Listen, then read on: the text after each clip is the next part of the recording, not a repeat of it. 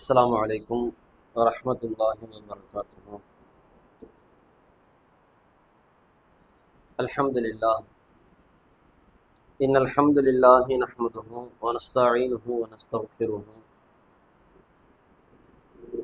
ونعوذ بالله من شرور أنفسنا ومن سيئات أعمالنا من يهده الله فلا مضل له ومن يضلله فلا هادي له أشهد أن لا إله إلا الله وأشهد أن محمدا عبده ورسوله أما بعد.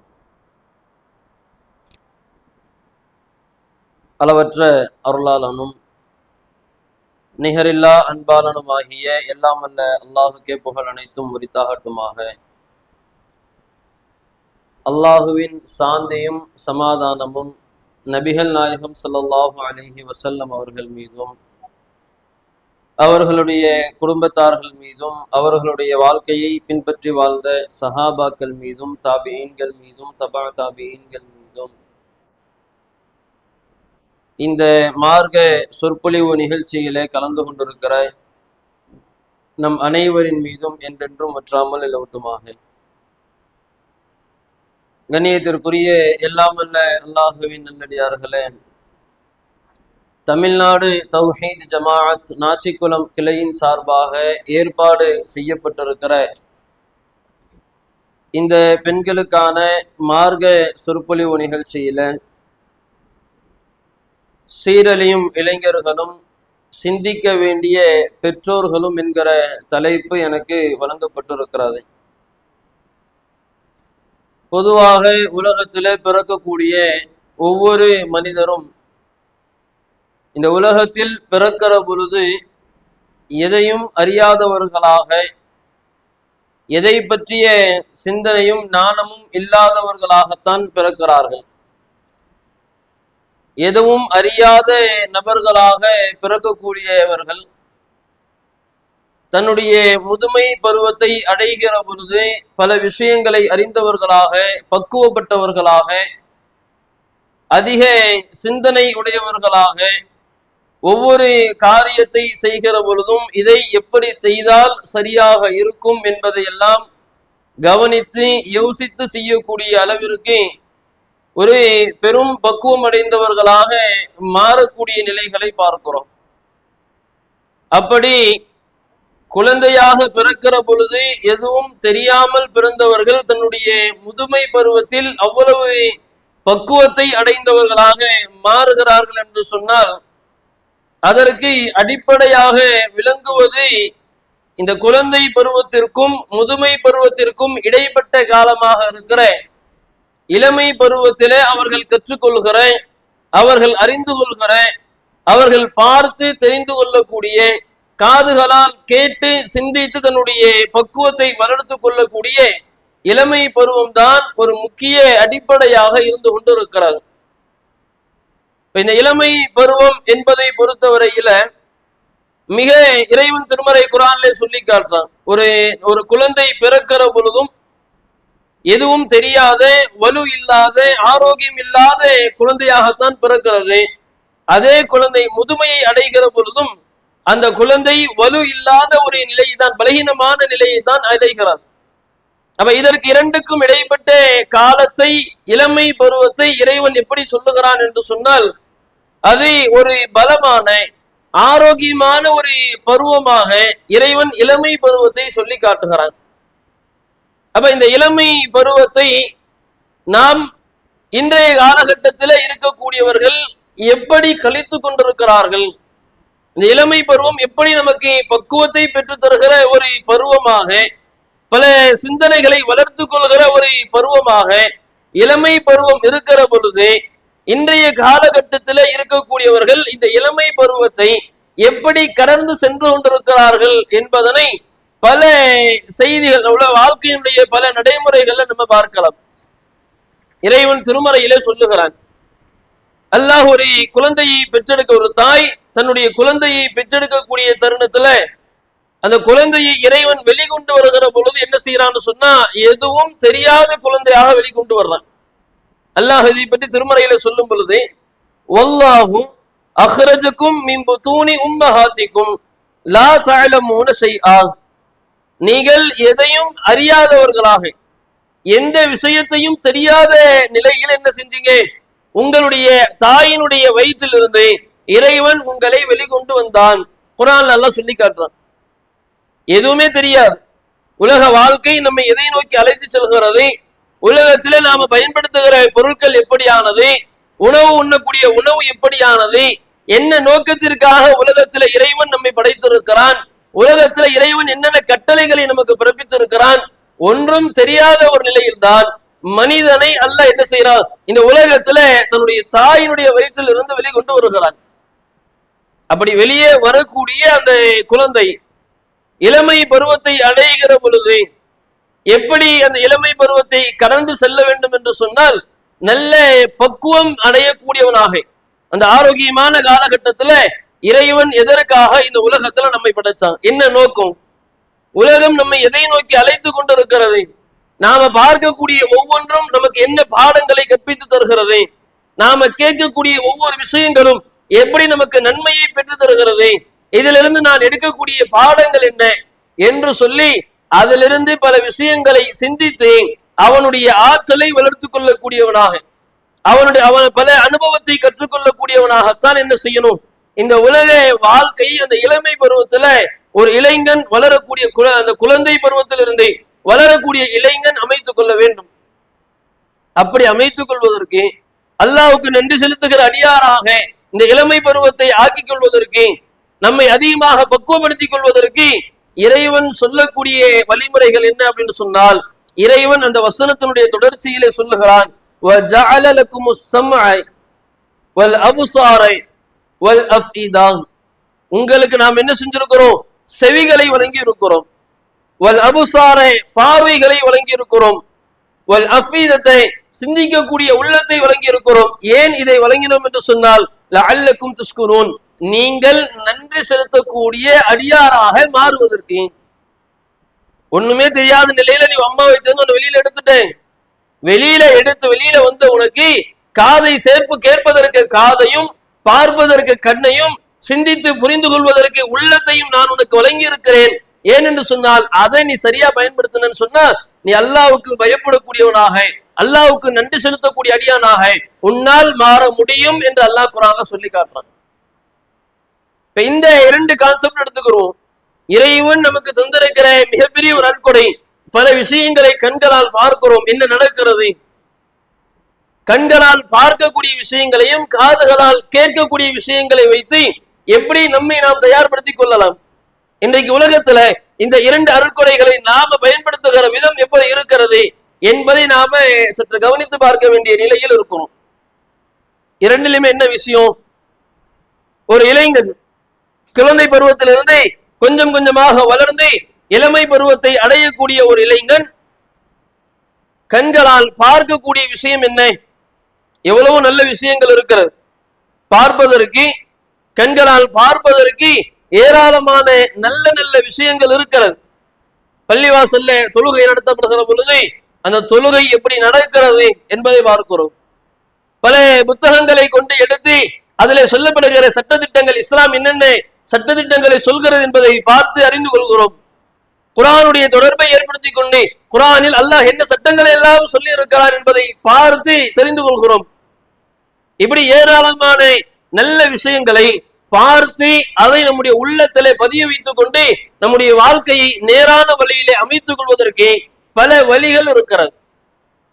ஆனால் இந்த பார்வையை இன்றைக்கு நாம பயன்படுத்துகிற விதம் எப்படி இருக்கிறது, நன்மைகளை அதிகம் சேர்க்கிற அடிப்படையில் இஸ்லாமிய வழிகாட்டுதன்பால் நம்முடைய வாழ்க்கை அமைத்துக் கொள்கிற வழியில் இந்த பார்வைகளை கொண்டு நாம படிப்பினை பெறுகிறோமா, பார்வைகளை கொண்டு நல்ல அமல்களை நல்ல விஷயங்களை தெரிந்து கொள்ளக்கூடியவர்களாக இன்றைய காலகட்ட வாழ்க்கை இருந்து கொண்டிருக்கிறதா என்று பார்த்தோமேயானால் கிடையாது. நேர் மாற்றம். என்ன மாற்றம், இன்றைக்கு மனிதர்கள் குறிப்பாக இளைஞர்கள் தங்களுடைய நேரங்களை அதிகமாக செலவழிப்பது எதிலே இருக்கிறது என்று சொன்னால், செல்போன் அப்படிங்கிற ஒரு கான்செப்ட்ல தான் என்ன செய்து இன்றைய இளைஞர்கள் தங்களுடைய வாழ்க்கையினுடைய அதிக நேரத்தை செலவிடுகிறார்கள். எந்த அளவுக்குன்னா, ஒரு இளைஞன் சராசரியா செல்போனை பயன்படுத்துற நேரம்னு பாத்தீங்கன்னா ஒரு நாளைக்கு குறைந்தபட்சம் 8 மணி நேரத்திலிருந்து 10 மணி நேரம் 12 மணி நேரங்களை என்ன செய்யறான், மொபைல் போன்ல மட்டுமே தன்னுடைய நேரத்தை கழிக்கிறான். கழிக்கக்கூடிய விதம் என்ன? மொபைல் போனை பயன்படுத்தி உலகத்துல என்னென்ன நிகழ்வுகள் புதிதாக நடைபெறுகிறது, இறைவனுடைய ஆற்றல் எங்கெங்க என்ன நடந்து கொண்டிருக்கிறது, உலகத்துல எங்கெங்க என்னென்ன தீமைகள் நடந்து கொண்டிருக்கிறது, இஸ்லாமிய சமூகம் பல இடங்களில் எப்படியெல்லாம் துன்பங்களுக்கு ஆளாக்கப்படுகிறது என்பதை அறிந்து கொள்கிற விதத்தில் பார்க்கிறானா? இஸ்லாமிய சமூகம், என்னுடைய சமூகம், என்னுடைய சகோதரன் பல இடங்களில் பல மாதிரியாக துன்புறுத்தப்படுகிறானே என்பதற்காக அதை பார்க்கிறானா? என்ன செல்போனை பார்க்கிறது ஒரு நாளைக்கு 8 மணி நேரம் பார்க்கிறான்னு வைங்க, 3ல ஒரு பங்கு 24 மணி நேரத்தை 3ஆக பிரித்தோமையானால் ஒரு 8 மணி நேரம் தூக்கத்துல கழிஞ்சிரும். அடுத்து ஒரு 8 மணி நேரம் மொபைல் போன் பார்க்கறதுலே நேரங்கள் கழிகிறது. இந்த 8 மணி நேரத்துல அவன் போனை பயன்படுத்துகிற பொழுது அவன் பார்த்து கற்றுக்கொள்கிற, அவன் பார்த்து அறிந்து கொள்கிற விஷயம் என்ன? அதை பார்ப்பதனால் அவருடைய உள்ளத்திலே ஏற்பட்டிருக்கிற நன்மையான மாற்றங்கள் என்ன இருக்கிறது? ஏதாவது இருக்குதான்னு சொல்ல முடியுமான்னு சொன்னா ஒன்றுமே கிடையாது என்று சொல்லக்கூடிய நிலையை பார்க்கிறோம். அப்ப என்ன பார்க்கிறான்? செல்போனை பார்க்கறதுல 8 மணி நேரங்களை அவன் அந்த மொபைல் போன்லயே நேரங்களை செலவழிக்கிறான்னு சொன்னா அவன் பார்க்கக்கூடிய நிகழ்வு, அவன் பார்க்கக்கூடிய விஷயம் என்னவாக இருக்குது? ஃபர்ஸ்ட் சமூக வலைதளம், பேஸ்புக்கு, இன்ஸ்டாகிராமு, யூடியூப், இதுல உட்காரும் பொழுது அதுல காட்டப்படுகிற இந்த ரீல்ஸ் வீடியோக்கள், அதை எடுத்து அப்படி இன்ஸ்டால ரீல்ஸ் பார்க்க உட்கார்ந்தான்னு சொன்னா அப்படியே அவனுடைய கண்ணு பார்க்கும், கை ஒவ்வொரு வீடியோவாக நகர்த்தி நகர்த்தி நகர்த்தி நகர்த்தி ஒரே பல வீடியோக்கள் பார்த்து கொண்டே இருக்கிற பொழுது ஒரு குறிப்பிட்ட நேரம் கழிச்சு நேரத்தை பார்த்தா அது ஓடி இருக்கு ஒரு 4 மணி நேரத்துக்கு. ஒரு 5 மணி நேரம் 4 மணி நேரம் 5 மணி நேரம் என்ன செஞ்சிருச்சு? இன்ஸ்டாவிலையும் பேஸ்புக்லயும் இருக்கிற ரீல்ஸ் வீடியோக்களை அல்லது யூடியூப்ல போடப்படுகிற ஷார்ட்ஸ் வீடியோக்களை பார்க்கறதுக்கே என்ன செஞ்சிருது? ஒரு 4 மணி நேரம் 5 மணி நேரங்கள் கழிந்து விடுகிறது. அந்த வீடியோக்கள்ல என்ன பெருசா கத்துக்கிட்டான்? ஏதாவது விஷயங்களை அறிந்து கொண்டானா? மார்க்க உரைகளை அந்த ரீல்ஸ் வீடியோக்களை பார்க்கிறான்னா கிடையாது. சினிமா கூத்தாடிகள் ஆடக்கூடிய ஆட்டங்கள் அல்லது அதுல நாம பெரிய அளவில் ஃபேமஸ் ஆகணுங்கிற அடிப்படையில ஆபாசமாக பேசக்கூடிய வார்த்தைகள் அல்லது அறகுறையான ஆடைகளோடு ஆடக்கூடிய நிகழ்வுகள், ஏதாவது ஒரு விஷயத்தை எடுத்து ஏதாச்சும் ஒரு கண்டென்ட் சொல்லி காமெடி பண்ணி என்ன செய்வோம், எதையாவது பேசுவோம்னு சொல்லி இஷ்டத்துக்கு பேசக்கூடிய நிகழ்வுகள், இப்படி நேரங்களை வீணடித்து ஒரு 4 மணி நேரம் 5 மணி நேரம் ரீல்ஸ் பார்க்கறதுல போயிடும். இதுல ஏதாவது அந்த இளமை பருவத்துல அவன் தன்னை பக்குவப்படுத்திக் கொள்வதற்கான ஏதாவது ஒரு விஷயம் அது அடங்கி இருக்குதா? அதுல கற்றுக்கொள்ளுகிற அடிப்படையில் என்னுடைய வாழ்க்கைக்கு தேவையான ஏதாவது ஒரு முக்கியமான நிகழ்வை அறிந்து கொள்கிற நிகழ்வு அந்த ரீல்ஸ் பார்க்கறதுல இருந்துச்சான்னு சொன்னா ஒன்னும் கிடையாது. சரி, 5 மணி நேரம் போயிருச்சு, இன்னொரு 4 மணி நேரம் 3 மணி நேரம் இருக்கு. அதை எப்படி செலவழிக்கிறாங்க? செல்போனின் மூலமாக விளையாடப்படுகிற விளையாட்டுக்கள். பொதுவா இந்த செல்போன் கேம் அப்படின்னு சொன்னால அதுல ஏராளமான விளையாட்டுகள் அதுல இருந்தாலும் கூட நம்முடைய இளைஞர்கள் அதிகமாக விளையாடக்கூடிய விளையாட்டு என்னன்னா அடுத்தவனை சாவடிக்கிற மாதிரி என்ன விளையாட்டு இருக்கு அதுதான். விளையாட்டு எல்லாம் எப்படி இருக்கும்னு சொன்னா எதிரில வரக்கூடியவன் யாராக இருந்தாலும் அவனை சாவடிக்கணும், அவனை அடிக்கணும், சண்டை போடணும், இல்ல அவன் நம்ம கையில இருக்கிற ஆயுதத்தால அவனை கொல்லணும். இப்படி வன்முறைகளை தூண்டுகிற விளையாட்டாகத்தான் என்ன செய்யறாங்க நம்முடைய பிள்ளைகள் அதிகமாக விளையாடுகிறார்கள். அது இன்னைக்கு இருக்கிற காலகட்டத்தில் சொல்லணும்னா 7வது படிக்கிற 8வது படிக்கிற பிள்ளைங்கள்ல இருந்து அந்த விளையாட்டுல ரொம்ப ஆர்வமா இருக்கிறாங்க. ஃப்ரீ ஃபயரு, பப்ஜி மற்ற விளையாட்டுகள், அதாவது எதிரிங்கிற எவன் வந்தாலும் அவனை அடிக்கணும், அவனை கொல்லணும் என்கிற விளையாட்டுகளை அதிகம் விளையாடுகிற பொழுது அவருடைய மனதில் என்ன மாதிரியான நிலைமை மாறுகிறது என்று சொன்னால், நான் தான் பெரிய ஆளு, என்னை யாரு என்ன செஞ்சிட முடியாது, விளையாட்டை என்னை யாரும் அடிக்க முடியாது, விளையாட்டுல அவ்வளவு வீரியமா நான் அடிக்கிறேன், என்னை எதிர்த்து வர எல்லாரையுமே நான் கொலை பண்றேன், விட்டு என்ன செய்யற துப்பாக்கியால சுடுறேன், நான் பெரிய வீரன் என்கிற மாதிரி உள்ளத்திலே பதிகிறது. வெளியில அவனுடைய வாழ்க்கையை பார்த்தீங்கன்னு சொன்னா விளையாட்டுக்கு பேசினால் கூட சர்வ சாதாரணமாக எதிரில் நிற்பவர்களை கொலை செய்யக்கூடிய நிலைக்கு மாறுகிறார். ஏன்டா கொலை செஞ்சேன், என்ன செஞ்சான், எதுக்கு அவன் அருவாளால வெட்டினேன், என்னைய எதிர்த்து பேசுறான். நடைமுறையில் இருக்கா இல்லையா? இளைஞர்களுக்கு மத்தியில சாதாரண பேச்சுவார்த்தைகள் ஆரம்பிக்கக்கூடிய, விளையாட்டாக ஆரம்பிக்கக்கூடியவைகள் கூட இன்றைக்கு பெரும் அளவில ஒரு பெரிய பாதிப்பை ஏற்படுத்துகிற அளவிற்கு, கொலை செய்யக்கூடிய அளவிற்கு அந்த விளையாட்டு பேச்சுகள் செல்கிறது என்று சொன்னால் அவனுடைய உள்ளத்தில் இந்த எண்ணத்தை பதித்தது எது? செல்போன்ல விளையாடக்கூடிய கேம். அந்த கேம்ல அப்படி ஆர்வமாக முழுக முழுக முழுக தன்னையும் அது போன்ற ஒரு நபராக மாற்றிக்கொள்ளக்கூடிய இளைஞர்களை ஏராளமாக பார்க்கிறோம். அதுபோன்று அந்த விளையாட்டிலே முழுகுவதின் காரணமாக பல நேரங்களில் தன்னுடைய உயிர்களை மாய்த்து கொள்ளக்கூடிய நபர்களை நம்ம பார்க்கிறோம். எத்தனை எத்தனை செய்திகளை சொல்ல முடியும். ஒரு ஊர்ல 10வது படிக்கக்கூடிய ஒரு மாணவன் தேர்வுக்கு வீட்டுல என்ன செஞ்சிருக்கிறாங்க, படிக்க சொல்லி இருக்கிறாங்க. இந்த செல்போன்ல கேம் விளையாடுறது, செல்போனை உட்கார்ந்து அதிகமாக அதுல ரீல்ஸ் பார்க்கறதுனால ஏற்படக்கூடிய விபரீதங்களை பாருங்க. ஒரு மாணவன் சேதுவா சத்திரம் அப்படின்னு சொல்லக்கூடிய ஒரு ஊர்ல, அந்த ஊருக்கு பக்கத்துல இருக்கக்கூடிய ஒரு ஊர்ல நடக்கக்கூடிய ஒரு நிகழ்வு என்ன அப்படின்னு சொன்னா, 10ஆம் வகுப்பு படிக்கக்கூடிய ஒரு மாணவன் என்ன செஞ்சிருக்கிறாங்க, பெற்றோர்கள் படிக்க சொல்லியிருக்காங்க. போனை பார்க்காதரா, எப்ப பார்த்தாலும் போன்லயே உட்கார்ந்துட்டு இருக்காத, கேமு வீடியோன்னு இதுலயே இருக்காத, போய் எடுத்து வச்சு படி, உன் லைஃபுக்கு அதான் ரொம்ப முக்கியம், போய் படிடான்னு சொல்லி இருக்கிறாங்க. இந்த படிடான்னு சொன்ன மாணவனை என்ன செஞ்சுட்டான்னு சொன்னா, செல்போன் பார்க்கறதே கண்டிக்கிறீங்களா, திட்டுறீங்களா அப்படின்னு சொல்லிட்டு தூக்கு மாட்டி செத்துட்டான். 10வது படிக்கிற பையன். அவ இப்படி பல மரணங்கள் என்ன செய்கிறது அப்படின்னு சொன்னா, மொபைல் போனை பார்க்கறதுல ரொம்ப ஆழமாக தன்னை ஆள்படுத்திக் கொள்கிற பொழுது, அதனால் அதுல ரொம்ப ஆழமாக முழுகிற பொழுது யார் என்ன சொன்னாலும் தாங்கிக் கொள்ளக்கூடிய ஒரு தன்மை கிடையாது. என்ன நடக்கிறது, என்ன சொல்றாங்க, அடுத்து நம்ம வாழ்க்கை எதை நோக்கி சென்று கொண்டிருக்கிறது, நாம நம்முடைய இளமை பருவத்தை எப்படி தயார்படுத்திக் கொள்ள வேண்டும் என்கிற எண்ணங்கள், சிந்தனைகள் எல்லாம் முற்றிலுமாக விலகி, யாராவது ஒரு விஷயத்தை நம்மகிட்ட சொல்லுவாங்கன்னா அதை உடனே ரியாக்ட் பண்ற மாதிரி, அதை உடனடியாக நீங்க என்ன சொன்னது தப்பு என்று சொல்கிற அடிப்படையில் பல மாதிரியான தண்டனைகளை ஏற்படுத்திக் கொள்கிறார்கள். ஒரு மாணவன் இப்படி. இன்னொரு இடத்துல நடந்த நிகழ்வு என்னன்னு சொன்னா, ஒரு 14 வயசு பையன் தன்னுடைய தாயினுடைய கழுத்துல என்ன செஞ்சிருக்கிறான், கத்தியை வச்சு கிழிச்சு விட்டுருக்கிறான். 14 வயசு பையன். செல்போனுடைய மோகம் அவன்கிட்ட இல்லைன்னு சொன்னா கத்தியை எதுக்கு எடுக்கிறோன்னு கூட தெரியாத ஒரு வயது. இந்த 14 வயசு பையன் என்ன செய்யறான்னு சொன்னா, தன்னுடைய தாயினுடைய கழுத்துல கத்தியால குத்தி கிழிக்கிறான். ஏன் கிழித்தான் தெரியுமா? கேம் விளையாட மொபைல கொடுக்கலங்கிற ஒரு காரணம். அப்ப மனம் எப்படி இறுகி இருக்கிறது. செல்போன்ல விளையாடப்படுகிற விளையாட்டுகளால், செல்போனில் பார்க்கப்படுகிற வீடியோக்களால், இந்த கேம்ங்கிற விஷயத்தினுடைய கான்செப்ட்னால மனம் எந்த அளவுக்கு இறுகி இருக்கிறதுன்னு பார்க்கிறோம்.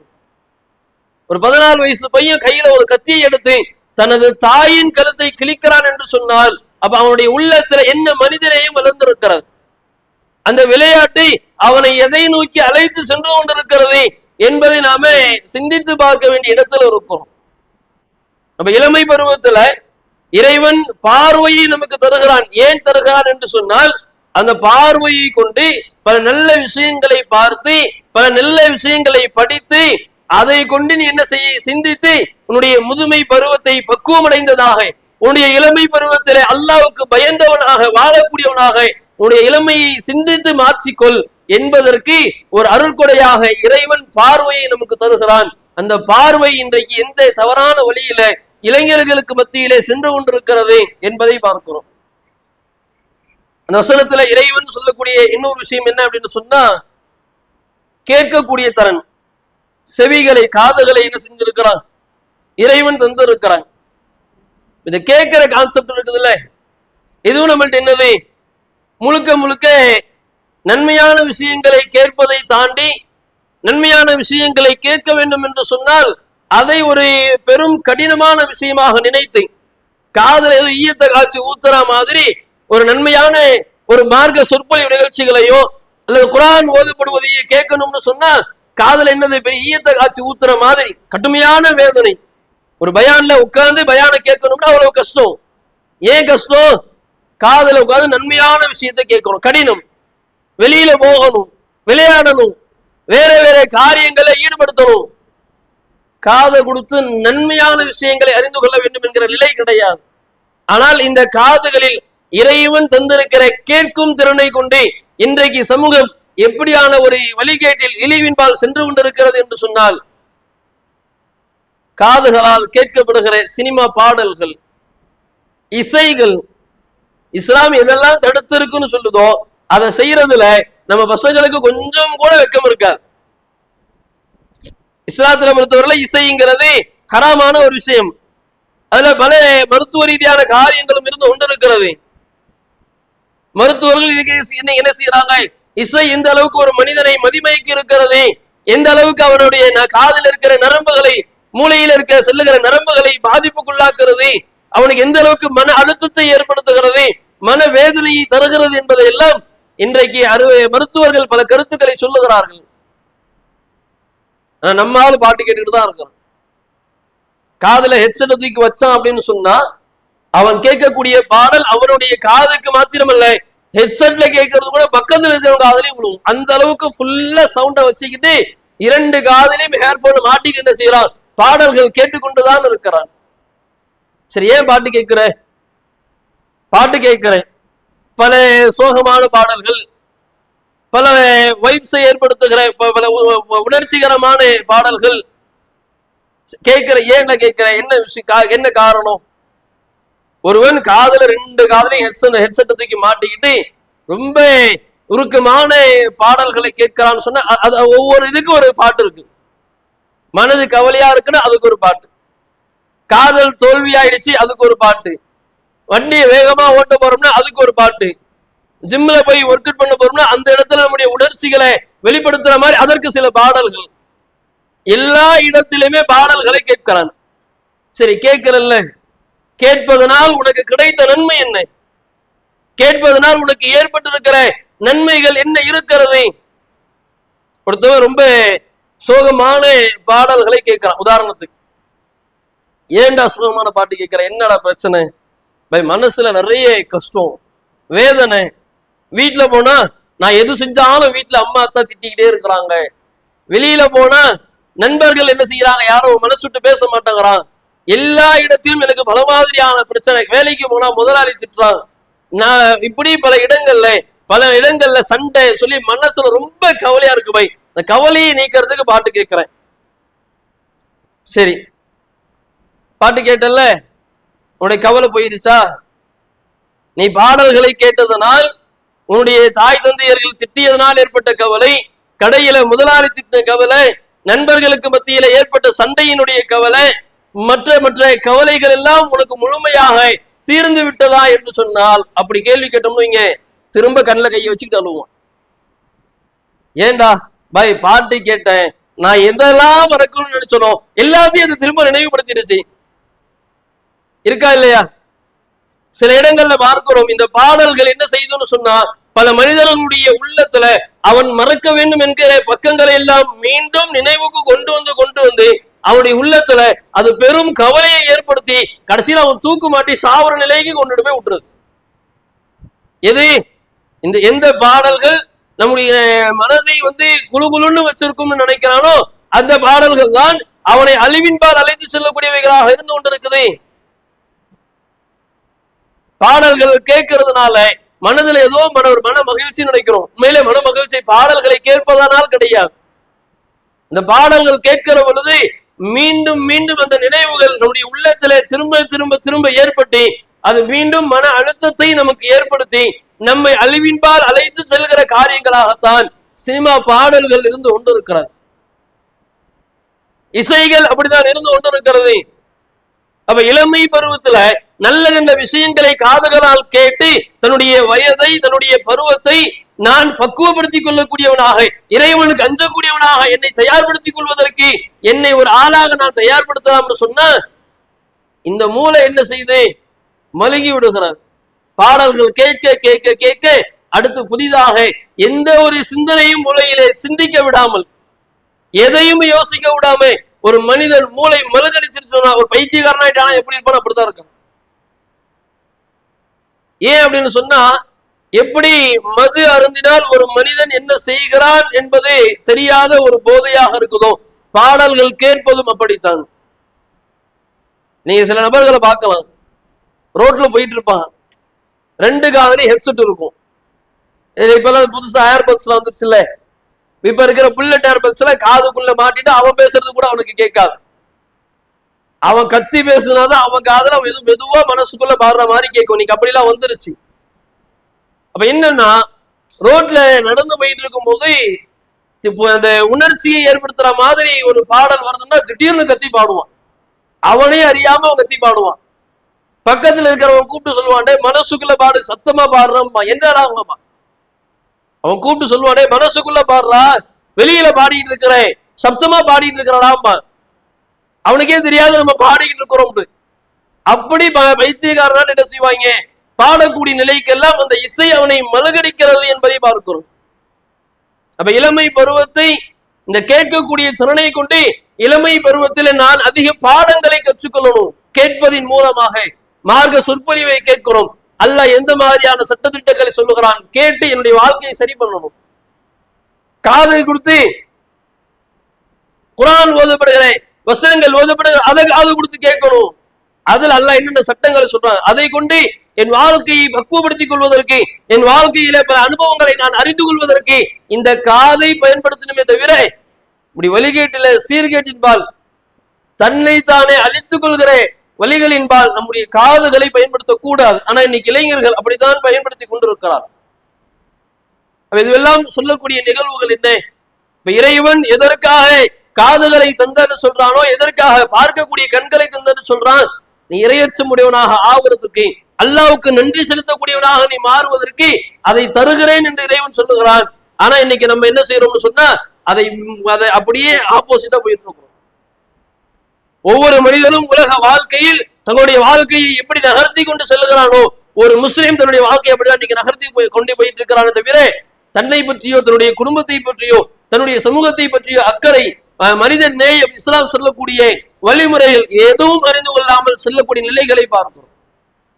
எவ்வளவு பெரிய ஒரு சீர்கேட்டில, எப்படிப்பட்ட ஒரு சீர் அழிவின்பால் இன்றைக்கு இஸ்லாமிய சமூகம் சென்று கொண்டிருக்கிறது என்பதை எல்லாம் இதிலிருந்து நாம அறிந்து கொள்ளலாம். ரசூலுல்லாஹ்வுடைய வாழ்க்கையில பாருங்க, அல்லாஹ்வுடைய தூதர் அவர்கள் ஒவ்வொரு சஹாபாக்களை உருவாக்கிய பொழுது, ஒவ்வொரு இளைஞர்களை உருவாக்கிய பொழுது அவர்கள் எப்படி உருவாகி இருந்தார்கள் என்பதை பார்க்கிறோம். எப்படி உருவாகி இருந்தாங்க? இப்னு உமர் ரலியல்லாஹு தஆலா அன்ஹு அவருடைய வாழ்க்கையில நடந்த ஒரு நிகழ்வு, நாஃபியா என்று சொல்லக்கூடிய ஒரு தாபி, சஹாபாக்களை பார்த்து வளர்ந்த தாபி இருக்கிறாங்கல்ல, அவர்கள நாஃபியா என்று சொல்லக்கூடிய நபர் ஒரு அறிவிக்கிறார் இப்னு உமர் ரலியல்லாஹு தஆலா அவர்களை குறித்து. உமர் ரலியல்லாஹு இப்னு உமர் அவங்க என்ன செய்யறாங்கன்னு சொன்னா, சமிஅ இப்னு உமர் சௌத் ஜம்மாரத்தின் ராஇன், ஒரு இடையனுடைய குழல் ஓசை இப்னு உமருடைய காதுகளிலே கேட்கிறது. அப்படி காதுகளிலே கேட்கிற பொழுது உமர் ரலியல்லாஹு தஆலா என்ன செய்யறாங்கன்னு சொன்னா, தன்னுடைய 2 கைகளை கொண்டு அந்த காதை அடைத்து கொண்டார்கள். எது? ஒரு இளைஞனுடைய ஓசை, குழல் ஓசை. உன்னை ஒரு இளைஞன், ஆடு மேய்க்கக்கூடிய இளைஞன் என்ன செய்யறான்னா, குழலை கொண்டு என்ன செய்யறான், இசை வாசிக்கிறான். அந்த இசை வாசிக்கக்கூடிய சவுண்டு, அந்த சத்தம் இப்னு உமருடைய காதுகளிலே கேட்கிற பொழுது தங்களுடைய விரல்களால் என்ன செய்யறாங்க, இப்னு உமர் ரலியல்லாஹு தஆலா அவர்கள் தன்னுடைய காதுகளால் அதை மறைத்துக் கொள்கிறார்கள். மறைத்து கொண்டு அவங்க என்ன செய்யறாங்கன்னு சொன்னா, அந்த பாதையை விட்டு மாறி விடுகிறார்கள். அந்த பாதையில தான் போகணும். அங்கதான் ஒரு இடையினர் செய்யறான், இசை வாசித்துக் கொண்டிருக்கிறான், பாதையை திருப்பிடுறாங்க, வாகனத்தை திருப்பி வேறு வழியிலே போகிறார்கள்.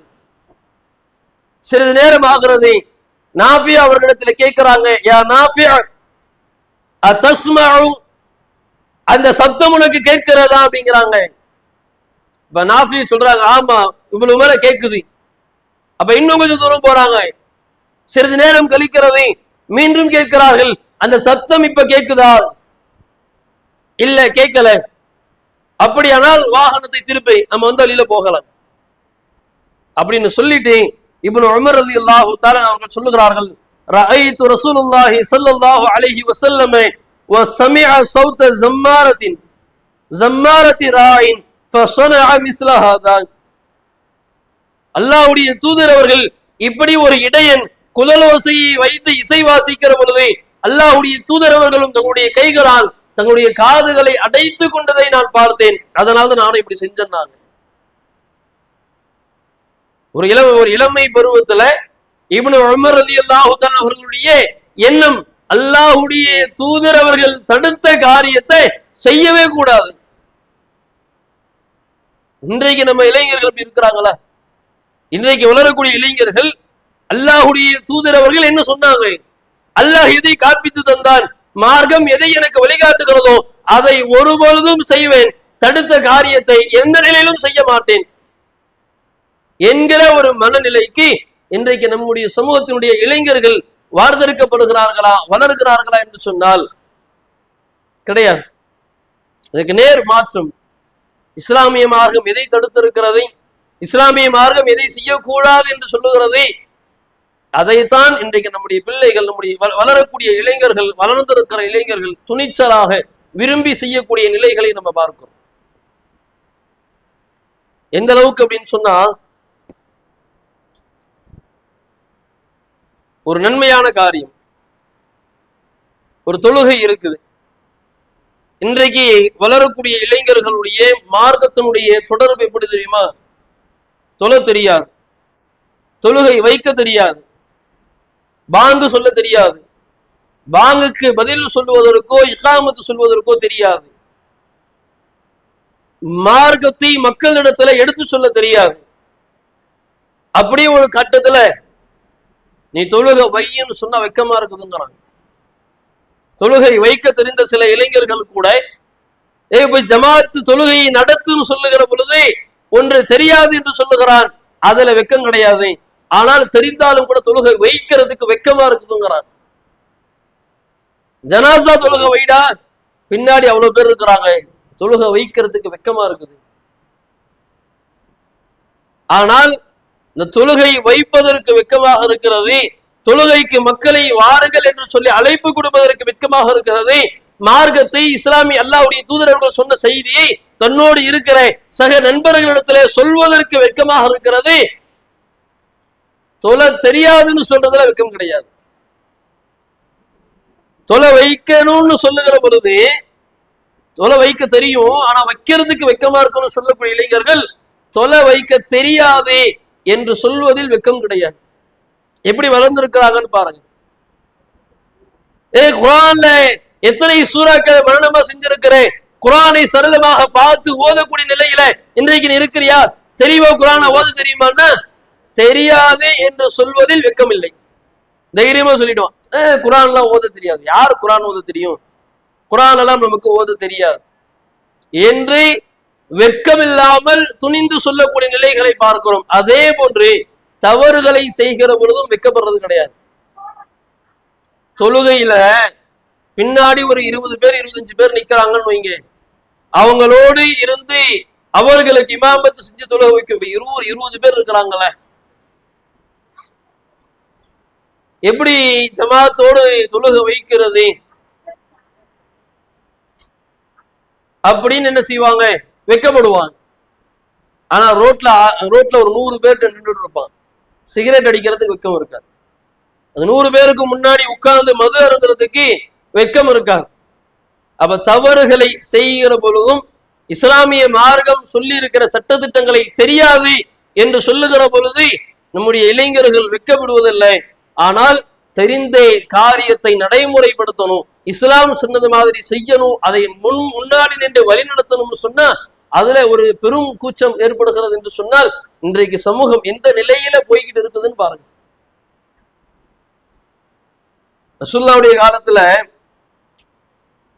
நபிகளார் உருவாக்கிய ஒவ்வொரு சமூகமும் எப்படி இருக்குது அப்படின்னு சொன்னா, எல்லா நேரங்களிலும் மறுமையை குறித்த யோசனை, நன்மையை குறித்த யோசனை, எல்லா இடத்திலும் மறுமையில வெற்றி பெறணும், நன்மையை அதிகம் சேர்க்கணும் அப்படிங்கிறது தான் சிந்தனையாவே இருந்துச்சு. எந்த அளவுக்கு அப்படின்னு சொன்னா, ரஃபியா பின் காப் அப்படின்னு சொல்லக்கூடிய ஒரு நபி தோழர். இவர் ரசூலுல்லாவுக்கு எப்படிப்பட்டவர் சொன்னா, பிரத்யேகமாக ஒரு உதவியாளராக இருந்தார். ரசூலுல்லாவுக்கு உதவி செய்யக்கூடிய பணிகளை செய்யக்கூடிய ஒரு நபராக என்ன செஞ்சாரு, ரஃபியா பின் காப் அப்படின்னு சொல்லக்கூடியவர் இருந்தார். இப்ப ஒரு நாள் இந்த ரஃபியா பின் காப் அப்படிங்கிறவங்க என்ன செய்யறாங்கன்னா, அல்லாஹுடைய தூதரோடு தங்க வேண்டிய ஒரு சூழ்நிலை, தங்குறாங்க. ஒரு இரவு அவங்களோட தங்குறாங்க. அப்படி தங்குகிற பொழுது இரவு தொழுகைக்காக நபிகளால் இருந்திருக்கக்கூடிய தருணத்துல அவங்க ரஃபியா அவங்க என்ன செய்யறாங்க அப்படின்னு சொன்னா, ரசூலுல்லாவுக்காக வேண்டி இப்ப ரசூலுல்லாவுக்கு என்ன செய்யறாங்க அப்படின்னு சொன்னா, உது செய்வதற்கு தண்ணீரையும் அதே போன்று மற்ற மற்ற தேவைகளுக்காக வேண்டியான தண்ணீர்களை எல்லாம் என்ன செய்யறாங்க, இந்த ரஃபியா என்று சொல்லக்கூடிய நபி தோழர் எடுத்து வைக்கிறாங்க. எடுத்து வைத்ததற்கு பிறகு ரசூல்லா வந்து என்ன செய்யறாங்கன்னா, ரஃபியா ரலியல்லாஹு தஆலா அவர்களை பார்த்து அல்லாஹ்வுடைய தூதர் அவர்கள் கேட்கிறார்கள். ஒரு மன்னர், ரசூல்லா வந்து ஒரு மன்னர் இல்லையா, ரசூல்லா கேட்கிறாங்க, ஃபகால லி சஅல், என்கிட்ட ஏதாவது நீ கேட்கிறியா, உனக்கு என்ன வேணும் கேளுங்கிறாங்க. பொதுவா அல்லாஹ்வுடைய தூதர் என்ன செய்யறாங்க, தனக்கே ஒரு உதவி செய்யக்கூடிய நபரை பார்த்து உனக்கு ஏதாச்சும் வேணும்னா கேளு அப்படின்னு சொல்லுவோம்ல, அந்த மாதிரி ரசூலுல்லாஹ் என்ன செய்யறாங்கன்னு சொன்னா, ரபியா பின் காப் என்று சொல்லக்கூடிய நபித்தோழர் இடத்துல கேட்கிறாங்க. பொதுவா இந்த மாதிரி ஒரு கேள்வி நம்ம பிள்ளைகள்கிட்ட கேட்கிறோம்னு வைங்க, நம்ம பிள்ளைகளுடைய பதில் என்னவா இருக்கும், நம்ம பிள்ளை வீட்டுல தேவையான சில வேலைகள்லாம் செஞ்சு கொடுக்குது, வீட்டுல இருக்கிற சில சில வேலைகள் எல்லாம் செஞ்சு கொடுத்த உடனே நம்முடைய பிள்ளைகிட்ட கேட்கிறப்ப உனக்கு என்ன வேணும் சொல்லு, நீ என்ன வேணுமோ கேளு, நான் வாங்கி தரேன்னு சொல்றோம். நம்ம பிள்ளையோட பதில் என்னவா இருக்கும், ஃபர்ஸ்ட் கேட்கறது போனு, ஒன்னு ஐபோனு இல்லாட்டி விவோ X200 Pro. கேட்கிற மொபைல்லாம் பாத்தீங்கன்னா ஒரு 60,000 70,000 1,00,000 இந்த மாதிரி ஹை குவாலிட்டி மொபைல்ல தான் என்ன செய்வாங்க, நம்ம பிள்ளை விரும்பி கேட்பாங்க. சரி, மொபைல் கேட்கிறல்ல, எதற்காக இந்த மொபைல கேட்கிற, போட்டோ எடுக்கிறதுக்கு, பல இடங்கள்ல செல்லுகிற பொழுது வீடியோ எடுக்கிறதுக்கு, அதுல போட்டோ எடுத்தாதான் நல்லா கிளியரா விடுவோம் அப்படின்னு சொல்லுவோம். சரி, போட்டோ எடுத்து என்னடா பண்ண போற, அதை வச்சு நீ என்ன பண்ண போற, என்ன யூஸ், சேர்த்து வச்சிருப்போம். பல வருடங்கள் அது என்ன செய்யும், மறையாது, எப்பயுமே இருந்துகிட்டே இருக்கும். பல நேரங்கள்ல அந்த போட்டோவை பார்க்கும் போதெல்லாம், நான் இந்த நண்பர்களோடு ஊட்டிக்கு போனேன், இந்த நண்பர்களோடு கொடைக்கானல் போனேன், இந்த நண்பர்களோடு கோவாவுக்கு போனேன் அப்படிங்கிற மாதிரி எல்லாம் நினைவுல இருக்கும். அதனால போட்டோ வீடியோஸ் எடுத்து வச்சுக்கிறோம். அதனால போனை எதற்கு கண்டுபிடிச்சோம், போனினுடைய பயன்பாடு என்ன என்பதை கூட மறந்து இன்னைக்கு ஹை குவாலிட்டியில ஹை ரேஞ்சில வாங்கப்படுகிற மொபைல்கள் இன்றைக்கு எதற்கு அப்படின்னு சொன்ன போட்டோ எடுத்து சேகரிச்சு வச்சுக்கிறது. இன்னைக்கு அப்படிதான் என்ன செய்யுது, போனை பயன்படுத்தக்கூடிய நிலை. அதுக்குதான் போனை கேட்கிறாங்க பசங்க. சரி, ஒண்ணு போனு, அப்படி இல்ல சரி வேற என்னடா வேணும் கேளுடா, வேற ஏதாச்சும் உனக்கு வேணா கேளு அப்படின்னோம்னா, அடுத்து நம்ம பசங்க கேட்கறது என்ன, ஹை ஸ்பீட்ல போகக்கூடிய பைக், நல்ல ஸ்பீட்ல போகணும். என்ன ஸ்பீட்ல போகணும், என்னுடைய வண்டி இன்ஜினுடைய சிசி பாத்தீங்கன்னா ஒரு 350 400 500 600 நல்ல இப்படி ஹை ஸ்பீட்ல போகக்கூடிய ரேஞ்சில் என்ன செய்யணும், நம்மள்ட்ட வண்டி வாங்கி வச்சுக்கிறோம். எதுக்குடா இவ்வளவு ஸ்பீடா போற வண்டி, அப்படி வேகமா போய் என்ன செய்ய போற, அவனுக்கே தெரியாது. ஏன்டா இவ்வளவு வேகமா போற, என்ன விஷயம் சொல்லி கேளுங்க, ஒண்ணுமே இல்லம்பா. நம்மள்ட்ட ஒரு 150 சிசில வண்டி இருக்கும். இன்னைக்கு மேக்சிமம் எல்லா வண்டி 150 சிசி தான். அந்த 150 சிசி வண்டியில கூட என்ன செய்ய முடியாது, ஒரு 110ல கூட போக முடியாது. அதுவே என்ன செய்யும், ரொம்ப வேகமா இருக்கும், ரொம்ப பயந்து பயந்து போகணும். ஆனா நம்ம பசங்க என்ன செய்யறது, 350 சிசி 400 சிசி 500 சிசில வண்டியை வாங்கி வச்சுக்கிட்டு போற ஸ்பீடெல்லாம் பார்த்தா இங்க இருந்து நாச்சிக்குளத்துல இருந்து முத்துப்பேட்டை ஒரு 8 கிலோமீட்டர் தான், ஒரு 3-4 நிமிஷத்துக்குள்ள போயிடணும். ஏன்டா இவ்வளவு வேகம், இவ்வளவு ஸ்பீடா போய் என்ன பண்ண போற, எதனால இவ்வளவு வேகமா போற, எமர்ஜென்சியான்னா ஒண்ணுமே இல்லம்மா. ஏன்டா இவ்வளவு வேகம் தெரியாது. இப்படிதான் நம்ம பசங்க கேட்கிறாங்க. அதெல்லாம் வேகமா போகும் பொழுது அவன் போறது மாத்திரம் இல்லாம எதிரில் வர நபரையும் சேர்த்து என்ன செஞ்சான், மேல கூட்டு போயிடுறான். இன்னைக்கு அதிக விபத்துக்கள் எப்படி நடக்குது அப்படின்னு சொன்னா, எதிரில் ஒரு நபர் வருவார், அவர் வண்டி என்ன செய்வாரு, 60 கிலோமீட்டர் ஸ்பீடு, 70 கிலோமீட்டர் ஸ்பீடு, 50, 40 இப்படிதான் ஓட்டிட்டு வருவார். அவருக்கு எதிரில் போற நம்ம பசங்க, இளமை பருவத்தில் இருக்கிறவங்க வண்டி திருவும் போது 100, 110, 120, 180, 200 இப்படியே போய் அவரையும் சேர்த்து அடிச்சு இவரை 108 ஏத்துறது மட்டுமல்லாம எதிரில் வந்து அந்த நபரையும் சேர்த்து 108 ஏத்துற நிலைக்கு ஆயிரும். அதுல வர வழியில நிறைய பேர் திட்ட வேற செய்வாங்க. அது தனி. வண்டி வந்து நம்ம ரோட்ல வேகமா ஓட்டிட்டு போறோம்னு சொன்னா எங்க போய் உழுவ போதுன்னு தெரியல, இப்படி போது பாரும்பாங்க ரோட்ல நிக்கிறவங்க. அது தனி. நம்ம ஆளு போகும்போது என்ன செஞ்சிருவான், நான் மட்டும் 108 போனா சரி வராது, எதிரில் வர்றவனையும் என்ன செஞ்சிருது 108 சேர்த்து கூட்டு போயிடணும்னு சொல்லி சேர்த்து கூட்டு போகக்கூடிய நிலைகளை பார்க்கிறோம். அப்ப இப்படி இளைஞர்களிடத்துல ஒன்னொன்னையும் நாம கேட்கிற பொழுது இந்த உலக வாழ்க்கைக்கு என்ன தேவை, நம்மள்கிட்ட நம்ம கேட்கும் போது உலக வாழ்க்கைக்கு என்ன தேவைங்கிறதா என்ன செய்யறாங்க, நம்முடைய இளமை பருவத்தில் இருக்கக்கூடியவர்கள், இளமை பருவத்தை அடையக்கூடியவர்கள் எல்லாம் கேட்கக்கூடியவைகளாக இருக்கிறது. ஆனால் ஒரு நாட்டினுடைய மன்னர், ஒரு நாட்டினுடைய ஜனாதிபதி தன்னோடு இருக்கிற தன்னுடைய உதவியாளரை பார்த்து கேட்கிறாங்க, உனக்கு என்ன வேணும் என்கிட்ட சொல்லுண்டு. ஒரு நாட்டினுடைய மன்னர் கேட்கும்போது என்ன செய்வோம், பெரிய மாளிகைகள் வேணும், ஆடம்பரமான வாகனங்கள் வேணும், நல்ல வசதி வாய்ப்புகளோடு உலகத்திலே வாழ்வதற்கான வசதிகள் எனக்கு வேணும், இதுதானே கேட்பாங்க. ஆனால் சஃபியா பின் கஅப் ரலியல்லாஹு தஆலா அவர்கள் கேட்கிறார்கள், அல்லாஹ்வுடைய தூதரிடத்துல சொல்றாங்க, அஸ்அலுக நான் உங்களிடத்துல கேட்கிறேன், முராஃபகதக ஃபில் ஜன்னah சொர்க்கத்துல உங்களோட இருக்கணும். ஒரு நாட்டினுடைய ஜனாதிபதி கேட்கற, உனக்கு என்ன வேணும் கேள்றா நான் தரங்கிறாரு.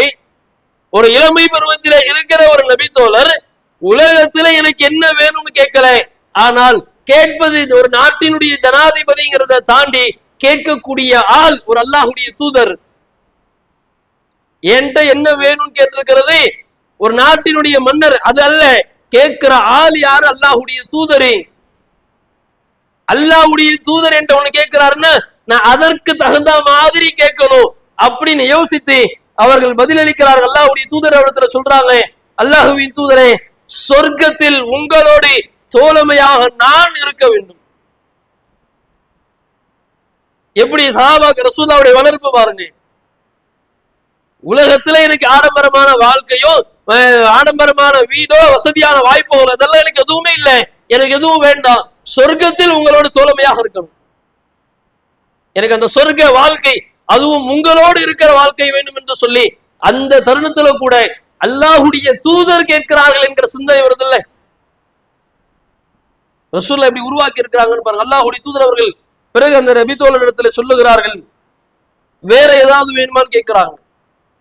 பிறகு ரசூலுல்லாஹ் மீண்டும் கேட்கிறாங்க, சொர்க்கத்துல என் கூட இருக்கணும்னு கேட்கிறேன், அது அல்லாத வேற ஏதாவது வேணுமா அப்படின்னு கேட்கிற பொழுது மீண்டும் என்ன செய்யறாங்க, ரஃபியா ரலியல்லாஹு தஆலா சொல்லுகிறார்கள், அதுதான் எனக்கு வேணும், வேற எதுவும் வேண்டாம்.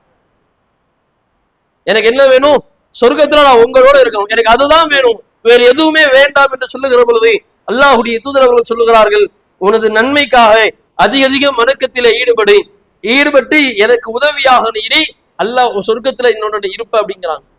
சொர்க்கத்தை என்னோட இருக்கணும்னு சொன்னா அதிகமாக வணக்க வழிபாடுகளை செய், அதிகமாக சஜிதா செய்து எனக்கு உதவியாடி, நன்மையான காரியங்களை செய்வதன் மூலமாக அல்லாஹ்வுடைய தூதருக்கு உதவியாக இரு, அல்லாஹ் உன் சொர்க்கத்தில் என்ன செய்வான், என்னோடு பிரவேசிக்க செய்வான் நாங்க ரசூலுல்லாஹ்.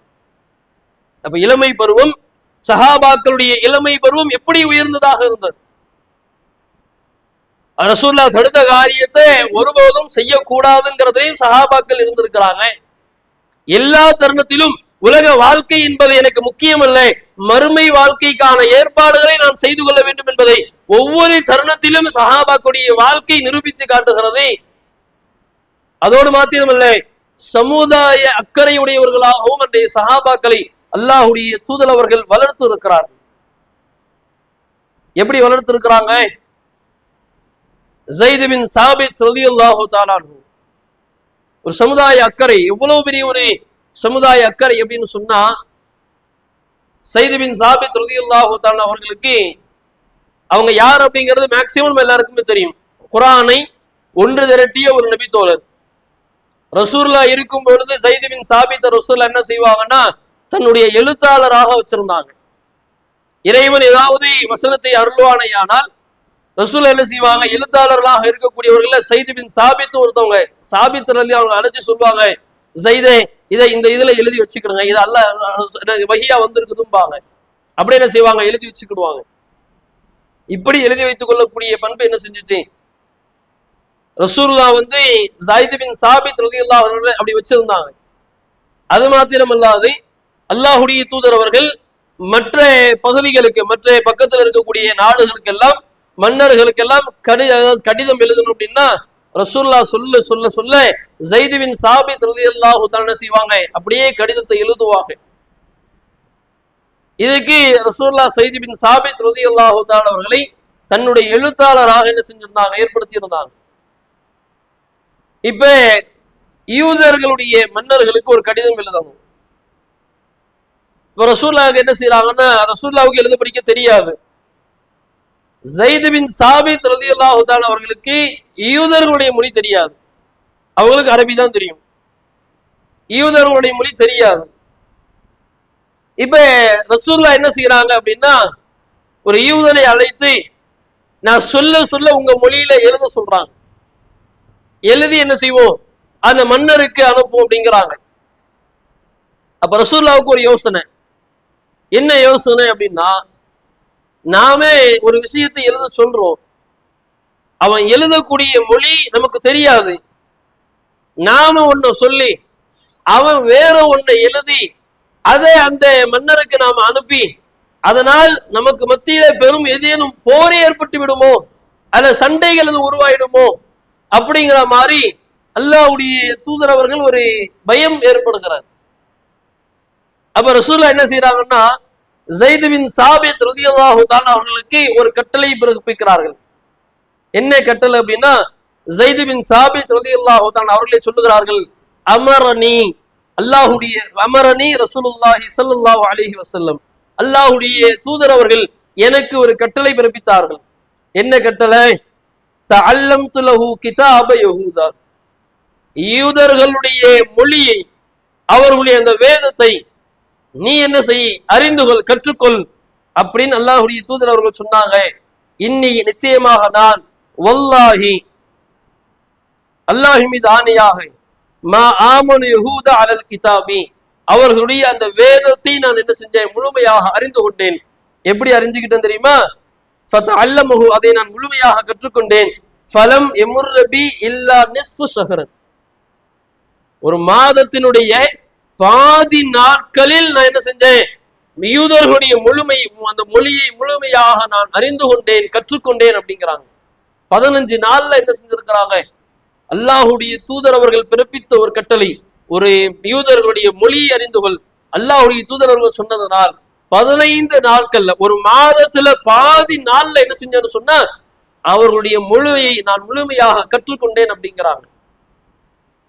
கற்றுக்கொண்டது எதற்கு, அல்லாஹ்வுடைய தூதர் அவர்கள் கத்துக்க சொன்னது எதற்கு, நம்முடைய சமூகத்துக்கு எந்த பிரச்சனையும் வந்துடக்கூடாது, இது தெரியல, இந்த மன்னர்களிடத்தில் நாம பேச வேண்டியது இருக்கிறது, அதனால் அங்கே ஒரு குழப்பம் ஏற்பட்டு அவர்களுக்கும் நமக்கும் இடையிலான போர் ஏற்படுவதோ அல்லது அவர்களுக்கு நமக்கு மத்தியிலான பல மாதிரியான துரோகங்கள் ஏற்படுவதோ அந்த நிலை ஏற்பட்டு விடக் கூடாது என்கிற சமுதாய அக்கறையின் காரணமாக, சமூகத்தினுடைய பாதுகாப்பின் காரணமாக அல்லாஹ்வுடைய தூதர் அவர்கள் ஸைத் பின் சாபித் ரலியல்லாஹு தஆலா அவர்களை இந்த யூதர்களுடைய மொழியை அறிந்து கொள் என்று சொல்லுகிறார்கள்.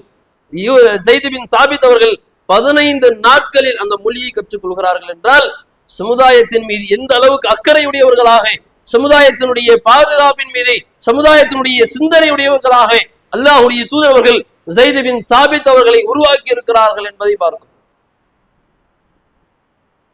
அப்ப இளைஞர்களை உருவாக்குகிற பொழுது அவர்களை நாம இப்படி உருவாக்கணும், எப்படி, மார்க்கத்திற்கு முரணான காரியத்தை எந்த நிலையிலும் செய்ய மாட்டேன் என்பதில் உறுதியானவர்களாக உருவாக்கணும், சமுதாய அக்கறையுடையவர்களாக அவர்களை நாம உருவாக்கணும். இன்றைக்கு வளரக்கூடிய இளைஞர்களுக்கு தன் மீதும் அக்கறை இல்லை, தன் தாய் தந்தையர்கள் மீது அக்கறை இல்லை, தன்னுடைய சமூகம் என்ன மாதிரியான சூழலில் சென்று கொண்டிருக்கிறது எதை பற்றிய கவலையும் அக்கறையும் இல்லாத இளைஞர்களாக, சீர்கேட்டின்பால் தன்னை முழுமையாக ஆழ்படுத்திக் கொள்கிற இளைஞர்களாக இன்றைய இளைஞர்கள் சமுதாயம் வளர்ந்து கொண்டிருக்கிறது. இதுல பெற்றோர்கள் யோசிக்க வேண்டிய விஷயம், பெற்றோர்கள் சிந்திக்க வேண்டிய விஷயம், ஏன் என்னுடைய மகன் இப்படி சென்றார்? என்னுடைய மகன் இந்த சீர்கேட்டின்பால் வழிகேட்டின்பால் மார்க்கத்தை விட்டு விலகியவனாக, தொலை தெரியாதவனாக, தொலை வைக்க தெரியாதவனாக, குர்ஆனுடைய தொடர்பு இல்லாதவனாக, மார்க்கத்தை கடைபிடிக்காதவனாக என்னுடைய குழந்தை என்னுடைய பிள்ளை சென்றிருக்கிறது என்றால் ஏன் அப்படி சென்றது என்பதை பெற்றோர்கள் யோசிக்கணும். யோசிக்க வேண்டிய கடமை, யோசிக்க வேண்டிய பொறுப்பு உங்களுக்கு இருக்கிறது. அல்லாஹ் திருமறையில சொல்லுகிறான், கூ அன்ஃபுஸக்கும் வ அஹ்லீக்கும் நாரன், நரக நெருப்பிலிருந்து உங்களையும் உங்களுடைய குடும்பத்தாரையும் நீங்கள் பாதுகாத்துக் கொள்ளுங்கள். இறை நம்பிக்கையாளர்களை பார்த்து அல்லாஹ் சொல்லக்கூடிய விஷயம். நாம மட்டுமல்ல, நம்முடைய வாரிசுகளையும் நம்முடைய குடும்பத்தாரையும் என்ன செய்யணும்? நரக நெருப்பிலிருந்து பாதுகாப்பதற்கு அவர்களுக்கு என்ன வழி இருக்கிறது என்பதை நாம் எடுத்து சொல்லணும். உலகத்தை போன்ற அல்ல நரகத்துடைய நெருப்பு. உலகத்துல ஒரு இடத்துல நெருப்பை மூட்ட வேண்டுமே ஆனால் பேப்பரையும் 4 விறக போட்டு கொளுத்தணும்னா அது அந்த இடத்துல நெருப்பு உருவாயிடும். ஆனால் நரகத்துடைய நெருப்பு அப்படியானது கிடையாது.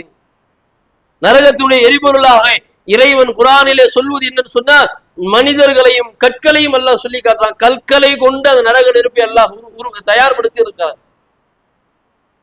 கற்கள் எல்லாம் எரிந்து எரிந்து ஒரு பெரும் நெருப்பினுடைய பெரும் நெருப்பாக அந்த நரகத்தினுடைய நெருப்பை இறைவன் ஏற்படுத்தி இருக்கிறான் என்று சொன்னால் அதனுடைய வேதனை எவ்வளவு கடுமையாக இருக்கும். சாதாரண மரக்கட்டையில ஏற்படுத்துற நரக வேதனை நெருப்பினுடைய வேதனை தாங்க முடியல. அல்லாஹ்வுடைய தூதர் சொல்லும் போது, இந்த நாம உலகத்துல பயன்படுத்துற நெருப்பை விட 69 மடங்கு இன்னும் வெப்பமானதுதான் நரக நெருப்பினுடைய வேதனை. 70 மடங்கு என்னது நரக நெருப்பினுடைய வேதனை. இங்க இருக்கிற இந்த 4 விறக போட்டு கொளுத்துற நெருப்பினுடைய வெப்பத்தையே அதனுடைய சூட்டையே நம்மால தாங்க முடியலன்னு சொன்னா, இதை விட 69 மடங்கு கடுமையான வெப்பம் கொண்டே, அதுவும் விறகுகளால் அல்லாது கற்களால் கொழுந்து விட்டு எரியவிட்டப்பட்டிருக்கிற அந்த நரகத்தினுடைய நெருப்பு எவ்வளவு வேதனைகளை தரும் என்பதை யோசிக்கணும். அப்புறம் அந்த நரக நெருப்பிலிருந்து தன்னை பாதுகாத்துக் கொள்வது மாத்திரமல்லாது தன்னுடைய குடும்பத்தாரை, தன்னுடைய சந்ததிகளை பாதுகாக்க வேண்டிய பொறுப்பை அல்லாஹ் என்ன செஞ்சிருக்கிறார்? பெற்றோர்களுக்கு வழங்கி இருக்கிறார். அல்லாஹ்வுடைய தூதர் சொல்லுகிற பொழுது, குல்லுக்கும் ராயின், நீங்கள் ஒவ்வொருவரும் பொறுப்பாளிகள், குல்லுக்கும் மஸ்ஊலுன் அன் ரஇயத்திஹி, உங்களுடைய பொறுப்புகள் குறித்து நீங்கள் விசாரிக்கப்படுவீர்கள் என்று என்ன செஞ்சிருக்கிறாங்க? அல்லாஹ்வுடைய தூதர் அவர்கள் சொல்லியிருக்கிறாங்க. அப்ப பிள்ளைகளை வளர்க்கிற பொழுது பெற்றோர்கள் என்ன செய்யணும் அப்படின்னு சொன்னா, தங்களுடைய பிள்ளைகளை கவனிக்கணும். இன்னைக்கு பெற்றோர்கள் 2 வழிகள்ல நம்முடைய பிள்ளைகளை பார்க்கிறார்கள். ஒன்று, அளவு கடந்த பாசம். பாசனா பாசம், அப்படி ஒரு பாசத்தை எங்கேயுமே பார்க்க முடியாது. அந்த பாசத்தினுடைய வெளிப்பாடு, நம்ம பிள்ளைக்கு ஒரு 1.5 லட்சம் ரூபாய் போட்டு ஒரு போன் வாங்கி கொடுத்துட்டோம்னா அந்த போனை அவன் எப்படி பயன்படுத்துறான்னு கூட பார்க்க மாட்டான். ஏன்? என் பிள்ளையே நான் எப்படி சந்தேகப்பட்டு பார்ப்பேன். என் பிள்ளைக்கு 1 லட்சம் ரூபாய் போட்டு போன் வாங்கி கொடுத்துட்டா என் பிள்ளை என்ன செய்யறான் நான் பார்க்கணுமா? அந்த அளவுக்கு என் பிள்ளை மேல நம்பிக்கை இல்லையா?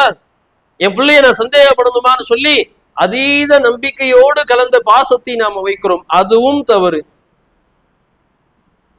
இன்னொரு வழிமுறை என்ன?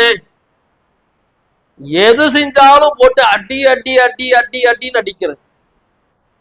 வெளியில விளையாட போனா அடி, பக்கத்து வீட்டுக்கார பசங்கள்கிட்ட பேசுனா அடி, செல்போனை எடுத்தா அடி, ஒழுங்கா படிக்கல அடி, நல்ல டாப் ரேங்க் எடுக்கல அடி, இவனுக்கு மேல 10 மாணவர்கள் அதிக மதிப்பெண் எடுத்திருக்கிறாங்க, 10 மாணவனை விட நீ குறைந்த மதிப்பெண் எடுத்திருக்கிற அடி. எதிர்த்து ஏதாச்சும் ஒரு விஷயத்தை, ஒரு விருப்பமான ஒரு விஷயத்தை தன்னுடைய பெற்றோரிடத்துல அவன் கேட்கிறான்னா அடி. எப்படி நீ கேட்கலாம்? இதெல்லாம் எதுக்கு எடுத்தாலும் அடிக்கிறோம்ல. அப்படி அடிக்கிற பொழுது அவன் தன்னுடைய பெற்றோர்களை வெறுத்து, தன்னுடைய அக்கம் பக்கத்தில் இருக்கிற நண்பர்களை வெறுத்து, உறவுகளை வெறுத்து, வேறு வழியை தேடி முழுமையாக வெளியேறி சென்று விடக்கூடிய நிலையை பார்க்கிறோம். அப்ப அதீத நம்பிக்கை பாசம் என்பதும் என்ன செய்து ஒரு வளருகிற இளைஞனை தவறான வழியில அழைத்து சென்று விடுகிறதை, ஒரு மனித ஒரு குழந்தை இடத்துல அதிகமான தண்டனைகளை வெறுப்பை காட்டுகிற பொழுதும் அதுவும் அவனை வழி தவறி செல்வதற்கு வழிவகுத்து விடுகிறது. இன்னைக்கு நம்ம பெற்றோர்கள் இந்த ரெண்டு கான்செப்ட்ல மட்டும்தான் இருக்கிறாங்க. எல்லா பெற்றோர்களும் எடுங்க, குழந்தைன்னா சேட்டை பண்ணணும் தான், என் பிள்ளை விளையாடுவான் தான், விளையாடுறதுக்கெல்லாம் என் பிள்ளைய நான் தண்டிக்க மாட்டேன், சேட்டை பண்றதுக்கு நான் தண்டிக்க மாட்டேன். ஆனால் அந்த சேட்டை செய்கிற பொழுது பிறர் பாதிக்கப்படுவார்களே ஆனால் நான் தண்டிப்பேன் அப்படின்னு இன்னைக்கு எத்தனை பெற்றோர் இருக்கிறோம்? நீ விளையாடுறதுனால நான் அடிக்க மாட்டேன், ஆனால் உன்னுடைய விளையாட்டையே நீ முழு நேரமாக வச்சிருப்பேன்னு சொன்னா அது தப்பு, அப்ப நான் உன்னை கண்டிப்பேன்னு சொல்லக்கூடிய பெற்றோர்கள் எத்தனை பேர் இருக்கிறோம்? நீ நல்லா படி, நல்ல மார்க் எடு, பாஸ் ஆயிடு, ஃபெயிலா மட்டும் ஆயிடாத, நீ பாஸ் ஆகு, நான் உன்னை அடிக்க மாட்டேன், ஃபெயில் ஆனன்னு சொன்னா உன்னை நான் கண்டிப்பேன், ஏன் ஃபெயில் ஆகிறது தப்பு, நான் உன்னை கண்டிப்பேன் அப்படின்னு சொல்லக்கூடிய பெற்றோர்கள் எத்தனை பேர்? இவன் 2வது ரேங்க் எடுத்தாலும் அடிக்கணும். ஒரு 500க்கு 490 மார்க் இவன் எடுத்துட்டான், இன்னொரு மாணவன் ஒரு 492 மார்க் எடுத்துட்டான். ஒன்னை விட அவன் எப்படி 2 மார்க் அதிகமா எடுக்கலாம்னு அடிக்கக்கூடிய பெற்றோர்கள் இருக்கிறார்களே தவிர என்னுடைய மகன் எல்லா சப்ஜெக்டையும் பாஸ் ஆகி பள்ளிக்கூடத்துல 2வது மதிப்பெண்ல வந்துட்டான்னு பெருமைப்படக்கூடியவர்கள் கிடையாது. பெருமைப்படுறோம், பிள்ளை 2வதா வந்து சந்தோஷப்படுறோம். எப்ப ஏண்டா முதல்ல நீ எடுக்கலன்னு அவனை 4 கிள்ளி அவனை 4 திட்டி பிறகு என்ன செய்யறோம்னா ஸ்கூல்ல 2வது ரேங்க்கு வந்துட்டான். இதுல என்ன பாசம் இருக்கு? இதுல என்ன அவனிடத்துல நாம காட்டுகிற அன்பு எப்படி வெளிப்படுகிறது? அப்ப ஒரு குழந்தையை எப்படி வளர்க்க வேண்டும் என்று சொன்னால் அல்லாஹுடைய தூதர் அவர்கள் அழகான ஒரு வழிகாட்டுதலை தர்றாங்க. தப்புனா தப்புன்னு கண்டிச்சிடணும், ஒரு நல்லது செஞ்சானா அவனை பாராட்டணும், எல்லா இடங்களிலும் அவனை குறை சொல்லவே கூடாது. ரசூலுல்லாஹ் அப்படித்தானே இருந்தாங்க. அல்லாஹுடைய தூதர் அவர்களுக்கு ஒரு நபர், ஒரு சஹாபி அனஸ் ரலியல்லாஹு தஆலா அவர்கள் ரசூலுல்லாஹ்வுக்கு என்ன செய்யறாங்க, உதவியாளராக அவருடைய தேவைகளை நிறைவேற்றக்கூடிய பணியை செய்யக்கூடியவர்களாக இருக்கிற பொழுது அனஸ் ரலியல்லாஹு தஆலா அவர்கள் சொன்ன செய்தி என்ன, அல்லாஹுடைய தூதர் அவர்கள் என்னை பார்த்து ஒரு வருவ கூட கடுமையாக பேசினதே கிடையாது, இதை ஏன் இப்படி செஞ்சு அதை ஏன் அப்படி செஞ்சுன்னு சொன்னதே கிடையாது. அதே போன்று தன்னுடைய பேர பிள்ளைகள் எவ்வளவு விளையாடினாலும் அல்லாஹுடைய தூதர் அவர்கள் அவங்களை கண்டிச்சிருக்கிறாங்களான்னா கிடையாது. ஆனால் மார்க்கத்திற்கு முரணான ஒரு காரியத்தை செய்கிற பொழுது அல்லாஹ் தடுத்த காரியத்தை செய்யும் பொழுது ரசூல்லா தடுத்தாங்க, ரசூல்லா கண்டிச்சாங்க. சாதாரண ஒரு பேரித்தம்பலத்தை தன்னுடைய பேர பிள்ளை கீழே இருந்து எடுத்து சாப்பிட போகிற பொழுது தடுத்தாங்க. ஏன்? சின்ன புள்ள தானே, பேரிச்சம்பளம் தானே, ஒரே ஒரு பேரிச்சம்பளம் தானே, சின்ன புள்ள தானே, சாப்பிட்டுமே ரசூல்லா விடலை. அல்லாஹ் நம்முடைய ரசூலுல்லாஹ்வுடைய குடும்பத்துக்கு சதகாவுடைய பொருள் ஹராம், அதை நீ என் பிள்ளை ஏன் பேர பிள்ளை நீ சாப்பிடக்கூடாது, கீழே போடுன்னாங்க ரசூலுல்லாஹ். சின்ன புள்ள ஒரே ஒரு பேரிச்சம்பளம் ரசூலுல்லாஹ் அதையும் பார்க்கல. தவறு என்று சொன்னால் சிறிதாக இருந்தாலும் தவறுதான், தவறு செய்தால் கண்டிக்கணும், ஆனால் அந்த கண்டிப்பை எல்லா நேரத்திலும் ஏற்படுத்தக்கூடாது. அப்படி செய்தாலும் நம்முடைய பிள்ளையை வெளி தவறுவார்கள். அதே போன்று அதீத பாசத்தையும் வைத்துவிடக் கூடாது, பாசம் இருக்கணும், அதீத நம்பிக்கை இருக்கக்கூடாது. நம்முடைய பிள்ளைக்கு நாம ஒரு போனை வாங்கி கொடுக்கறோம்னா அதை அவன் எப்படி பயன்படுத்துறான்னு கவனிச்சுக்கிட்டே இருக்கணும். அதுல தவறான ஒரு பாதை, தவறான வழியிலே செல்லுகிறான் என்றால் உடனே அவனை கண்டிக்கக்கூடிய நபர்களாக நம்ம பெற்றோர்கள் இருந்து கொண்டு இருக்கும்.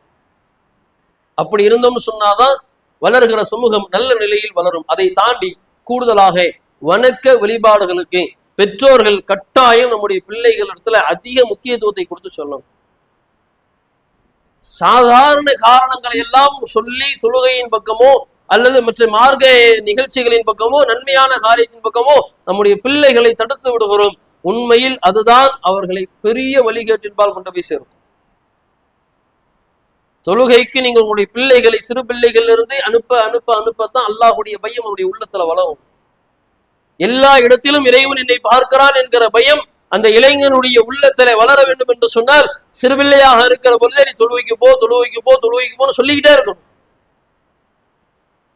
தொழுகையினுடைய நேரம் வந்துருச்சுன்னு சொன்னா என்ன வேலை இருந்தாலும் எந்த வேலை தூக்கி போடு, ஃபர்ஸ்ட் தொழுகைக்கு போன பெற்றோர்களாகிய நீங்கள் அனுப்பணும். ஆனா நம்ம பெற்றோர்களே அதுக்கு இன்னைக்கு மாற்றமா போயிட்டாங்க. எப்படி போயிட்டாங்க? எழுதுற வேலை இருக்குதா, ஹோம்ஒர்க் எழுதணுமா, எழுதிட்டு தொழுதுக்கே, அது தப்பு கிடையாது. எழுதி ஹோம்ஒர்க் எல்லாம் முடிச்சுட்டு தொழுகிறது தப்பா? மார்க்கத்திலே தடை செய்யப்பட்டதான்னு சொன்னா அனுமதி இருக்குது, வேலைகளை முடித்துட்டு தொழுது கொள்ளலாம், தப்பு அல்ல. ஆனால் இந்த செயல்பாடு உங்களுடைய பிள்ளைகளுடைய உள்ளத்தில் எப்படி பதியும் என்று சொன்னால் ஒரு வேலைனா அந்த வேலையை முடித்துக்கிட்டு தொழுதுக்கலாம், ரொம்ப முக்கியம் அந்த தொழுகை கிடையாது என்கிற எண்ணம் உங்களுடைய பிள்ளைகளுடைய உள்ளத்திலே பதியும். எப்படி மாத்துறது? ஹோம்ஒர்க் இருக்கா? சரி, வாங்க சொல்லிட்டாங்கல்ல, ஃபர்ஸ்ட் தொழுகைக்கு போ. தொழுகையை முடிச்சுட்டு வந்து உட்கார்ந்து 1 மணி நேரம் எக்ஸ்ட்ரா ஆனாலும் பரவாயில்ல, அதுக்கு பிறகு உட்கார்ந்து எழுதுன்னு சொல்லி கொடுத்து பாருங்க. தொழுகை எவ்வளவு முக்கியம் என்பதை அவன் உணர்ந்து கொள்வான். உங்களுடைய வாய்களில் வருகிற வார்த்தையின் மூலமாக அவனுடைய உள்ளத்துல, அவனுடைய காதுகளால் செவிமடுத்தி அவனுடைய உள்ளத்தில் தொழுகை எவ்வளவு முக்கியம் என்பது பதிய வைக்கும். இப்படி நம்முடைய பிள்ளைகளை ஒவ்வொரு நன்மையான காரியத்தின் பாலும் இப்ப இருந்தே பிள்ளைகளுக்கு சொல்லி கொடுத்து அவர்களை தயார்படுத்தினோமேயானால் வளருகிற இளைஞர்களுடைய சமூகம் வளருகிற பொழுதே இறையச்சத்தோடு அல்லாஹ்வுக்கு நன்றி செலுத்தக்கூடியவர்களாக வளர்வார்களேயானால் அந்த இளமை பருவத்தை அடைகிற பொழுதே பாவமான காரியங்களின்பால் செல்லாமல், சீரழிவின்பால் செல்லாமல், மார்க்கத்தை கடைபிடித்து வாழக்கூடிய இளைஞர்களாக அவருடைய இளமை பருவத்தை அடைந்து அந்த ஆரோக்கியத்தில அதிகமாக இறைவனை வழங்கக்கூடியவர்களாக, தன்னுடைய முதுமை பருவத்தில அதிக பக்குவமுடையவர்களாக அவருடைய வாழ்க்கை மாறும்.